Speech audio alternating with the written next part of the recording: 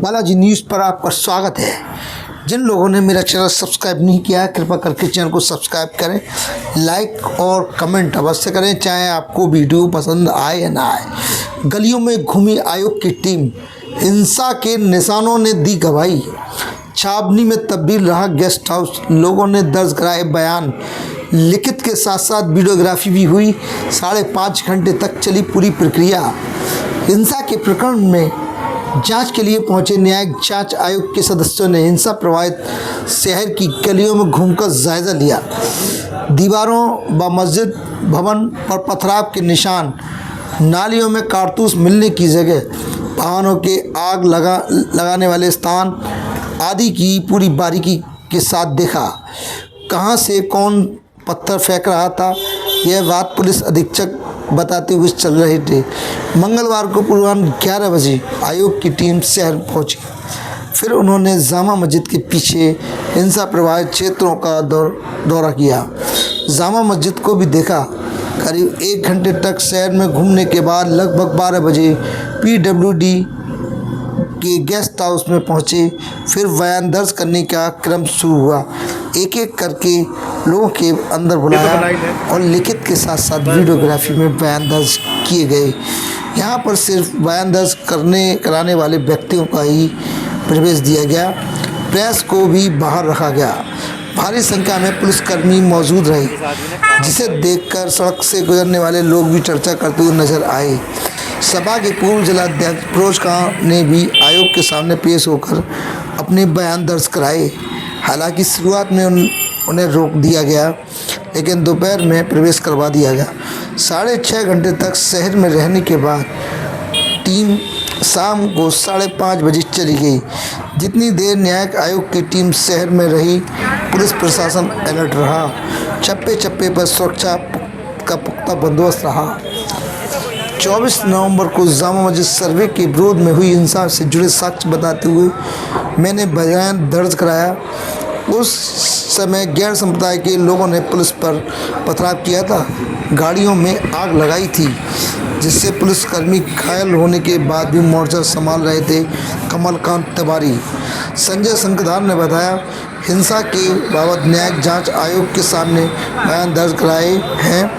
यहाँ पर उस दिन पुलिस ने काफ़ी सराहनीय मोर्चा संभाला था, क्योंकि भीड़ अचानक से हावी हो चुकी थी। हालात काफ़ी बिगड़ गए थे। इसके बाद भी पुलिसकर्मियों ने हिम्मत नहीं हारी।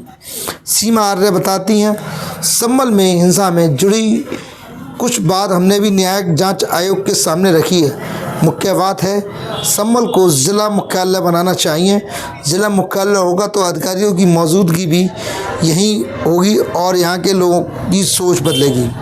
संजीव गुप्ता पॉली ने बताया, संभल में कई बार दंगे हुए हैं। 24 नवंबर को भी हिंसा से शहर की बदनामी हुई है। अधिकारियों ने मोर्चा संभालकर लोगों की जान बचाई। इस दौरान कई पुलिसकर्मी घायल भी हुए, क्योंकि हिंसा करने वालों के मंसूबे बड़े थे।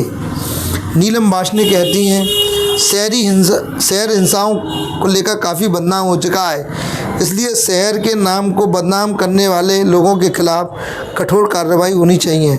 ऐसा बयान न्यायिक जांच आयोग के सामने दिए गए हैं। संभल को ज़िला मुख्यालय भी बनाना चाहिए। एडवोकेट जफ़र अली, जामा मस्जिद सदर, कहते हैं, न्यायिक जांच आयोग की टीम ने जामा मस्जिद का निरीक्षण किया। कहाँ वाजू होता है, सीढ़ियाँ कहाँ हैं, कब्र के स्थान को भी देखा। अभी टीम के सामने बयान दर्ज नहीं कराए, अगली बार टीम आएगी तब बयान दर्ज होंगे। दंपत्ति ने भी दर्ज कराए बयान, बोले, हिंसा में पुलिस ने बचाया। मोहल्ला जगत के रहने वाले जफ़ीन व उनकी पत्नी खुर्शीदा बेगम भी अपने बयान दर्ज कराने के लिए गेस्ट हाउस में पहुंचे। उन्होंने बताया, 24 नवंबर को जब हिंसा हो रही थी, तब पति पत्नी दूध लेने के लिए उस क्षेत्र में जा रहे थे। तभी हिंसा में शामिल कुछ लोगों ने उन्हें मारने के लिए दौड़े। क्योंकि हम लोग भाजपा से जुड़े हुए हैं, लेकिन मौजूदा पुलिस ने हम लोगों की सुरक्षा स्थान पर पहुंचाया। आंखों से झलके दर्द, दंगों का दर्द, बर्बरता की दास्तां सुनाई तो कांप उठी रूह। 1986 में दुकानदार ने धोखा देकर पिता की कर दी थी हत्या। मोहल्ला कोट पूर्वी के रहने वाले 70 वर्षीय राष्ट्रबंधु की आंखों में उस समय नम हो गई जब उन्होंने अपने पिता की हत्या के बारे में जानकारी दी। जुबान लड़खड़ाने लगी और आंखों में आंसू भर गए। लोगों ने संभाला और समझाया। फिर उन्होंने पिता की हत्या की दास्तां बताई। बोले, बात 1986 में 8 मार्च की है, जब उनके पिता भगवत शरण घर के पास स्थित एक परचून की दुकान से चीनी लेने गए थे। वो दिन उनका आखिरी दिन था। शायद पता होता कि बाहर ऐसा होने वाला है तो पिता को ना जाने देते। खैर, वो दुकान पर पहुंचे ही थे, उपद्रव मच गया। उपद्रवियों ने पुलिस की गाड़ियां तोड़ दी। कई लोगों की हत्याएं हुई थी। शहर में भगदड़ मच रही थी। इस भीड़ से बचाव के लिए जिस दुकान से चीनी लेने के लिए गए थे, उसी दुकानदार ने यह कहते हुए पिता को अंदर कर लिया था कि भीड़ से बचने के लिए आ जाओ।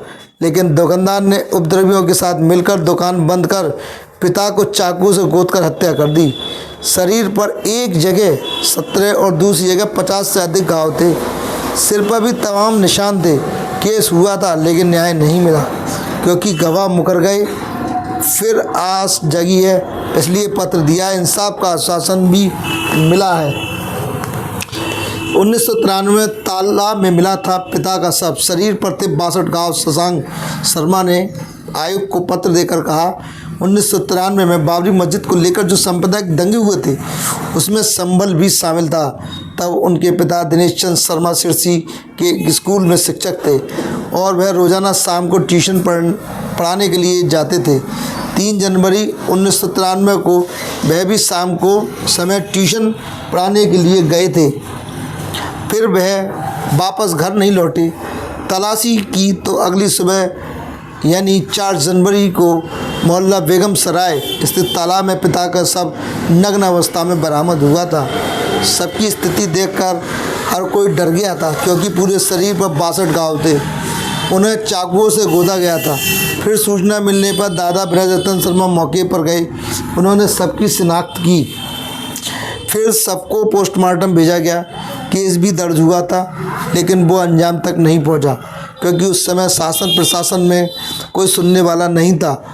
जब घटना हुई थी उस समय परिवार संभल के हातिम सराय में रहता था, लेकिन बाद में वहाँ से थाना केला देवी क्षेत्र के गांव पैली में आकर बस गए थे। अब दोबारा इंसाफ की आस जगी है, इसलिए